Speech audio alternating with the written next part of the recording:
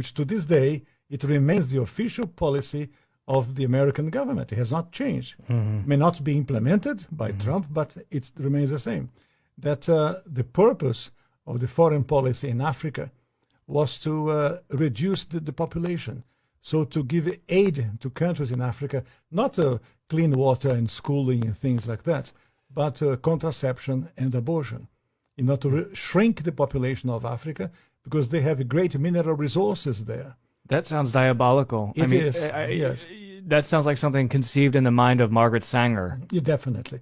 And so at the time, Kissinger and those involved with the Carter administration wanted to shrink the population, make sure that the Africans do not develop and do not use the resources for themselves, because we in the States, we need them. There is a concerted effort of foreign powers to control the population of Africa.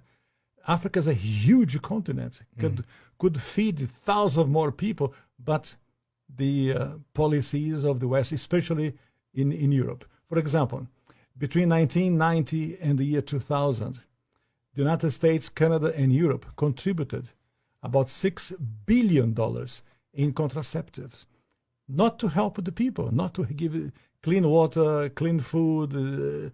That is not to fight malaria, for example. No, of course, perish the thought, never. Yeah. Let them die. That's the whole idea.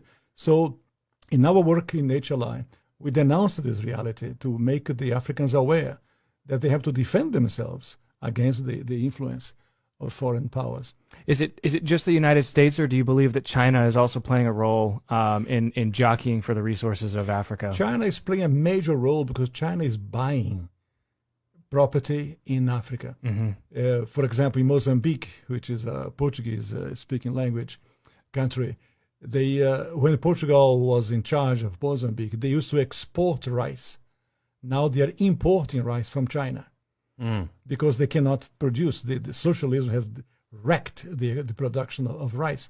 And the Chinese come and buy farms. So about almost a third of Mozambique belongs to China. So I was in other countries of Africa, the same reality. In South Africa, the Chinese are buying property, buying land in Africa. So, and they send their own workers, the Chinese workers. They don't employ people of the place. They send their own workers to populate and to live in the place. Did you like or hate what you heard? Let us know in the comments below.